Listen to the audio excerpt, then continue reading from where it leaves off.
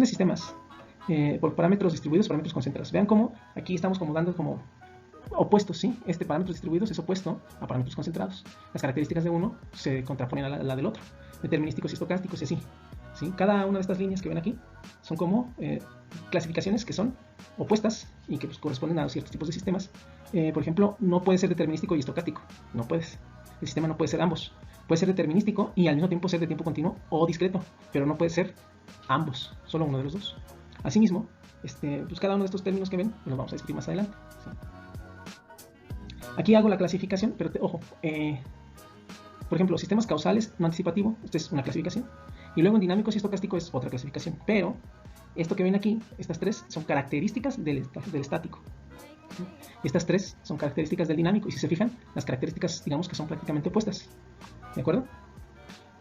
Bien, eso es para las siguientes diapositivas. Esta y las demás tienen un comportamiento en el que primero se hace la clasificación y después se hace como un recuento de las características principales en esta forma. Espero que no sea muy confuso. Ustedes las van a captar, estoy seguro, ¿sí? No deben tener ningún problema. Sistemas dinámicos, no determinísticos o estocásticos. Aquí la diferencia es que los estocásticos, a pesar de que más o menos se modelan de la misma forma, estos tienen funciones aleatorias, ¿no? Eso quiere decir que una entrada debería dar una salida, pero no siempre es la misma, ¿sí?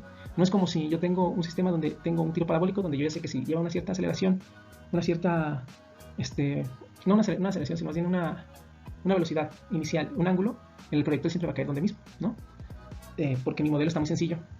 Si yo no considero otros factores, pues podría pensar que si no me da el resultado correcto, tengo mal el modelo, ¿no? Faltaría agregar más partes. El estocástico no es así. El estocástico supuestamente ya tiene todo el modelo completo, tiene todas las entradas consideradas y demás, y aún así no encuentras un resultado exacto siempre. Por eso habla de funciones aleatorias o probabilísticas, donde me da la opción de tener un rango, digamos, de posibles salidas, ¿sí? Bueno, eso es un tema muy complicado, de todos modos no nos vemos, no se preocupen. Nosotros idealmente vamos a suponer que nuestros sistemas son determinísticos, es decir, que una entrada produce una salida, o una entrada produce varias salidas, eso es lo de menos. Entonces, sistemas determinísticos, si fijan, ya no voy a hablar de los estocásticos, ¿verdad? Y aquí pasa lo mismo, hay dos tipos, y esos tipos tienen características que corresponden a y que son opuestas al otro, ¿no? Entonces aquí para que le den una revisada, yo no quiero que se extienda mucho este video, entonces lo voy a acelerar.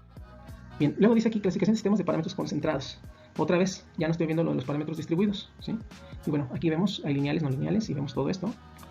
Luego habla del principio de superposición, ya luego se lo vamos a complementar en otra ocasión. La clasificación de sistemas lineales, pues vienen dos, ¿verdad? Continuos y discretos, y otra vez sus características. Esto necesito que ustedes lo revisen con toda la calma, ya tienen material, ¿sí? No están en buscarlo, si lo buscan lo van a encontrar muy similar. Entonces no creo que sea necesario que lo busquen, pero bueno, ustedes tienen la última palabra, ¿okay? Otra vez cambiamos, ¿no? Perdón, no cambiamos, sino que restringimos. Ahora ya no voy a hablar de los discretos, solamente voy a hablar de los sistemas continuos que son invariantes o que son variantes en el tiempo. Sus características y las características del otro que son similares pero tienen ciertas características que son opuestas, ¿sí? Por ejemplo, el de arriba no depende del tiempo, el de abajo es una función del tiempo, pues obviamente son opuestos. Bien, y aquí es la clasificación completa. Les digo que así como que por ejemplo aquí se ve que no continúa la explicación con algunos, ¿verdad? Y es lo que vimos ahí. Esta es la clasificación completa y las características van saliendo según las diapositivas anteriores, ¿okay? Bien, finalmente, dos cosas que tienen que conocer: homogeneidad y aditividad. ¿Qué es la homogeneidad? Bueno, vamos a suponer que tú tienes una entrada X que está siendo multiplicada por un factor, el que sea, ¿sí? Entonces, por ejemplo, si yo les digo, bueno, vamos a poner que el ángulo sea igual a 2 veces alfa, ¿sí? El ángulo de un tiro parabólico, por ejemplo. Entonces yo hago mi función para sacar la velocidad en función del ángulo, la velocidad para poder alcanzar cierta longitud, ¿no? Entonces la velocidad está en función de la longitud que necesito y del ángulo, ¿no? La velocidad inicial. Entonces si es un tiro parabólico, es lo mismo que yo tenga esa función así, o que el ángulo lo alimente de dos formas, que sea que multiplique la función por ese factor de 2. Posiblemente nos vamos a dar cuenta que no es homogénea esa función, ¿sí? Principalmente porque es una función cuadrática, pero porque el ángulo produce dos componentes y una de las componentes es constante, ¿sí? Entonces, si el ángulo es diferente, esa componente no son iguales.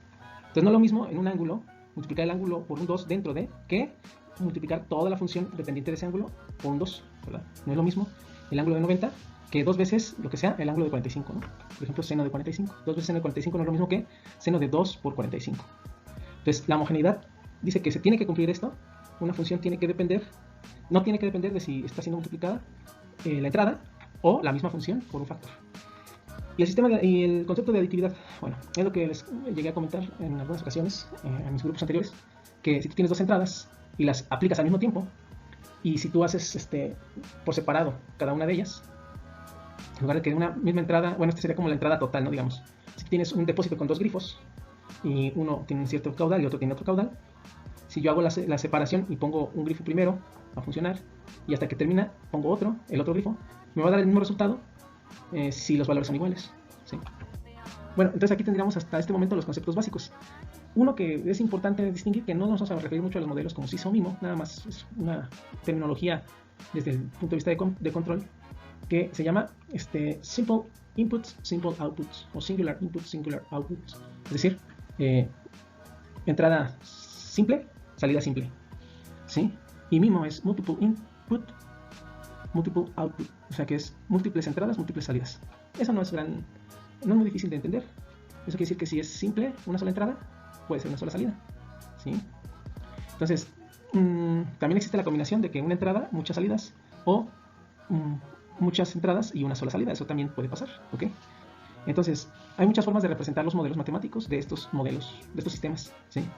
Puede ser ecuaciones diferenciales, variables de estado, en variable de estado, en diagramas de simulación analógica, en función de transferencia, en diagramas de bloques, en diagramas de flujo de señal. El diagrama de bloques lo vamos a tratar de hacer en Simulink.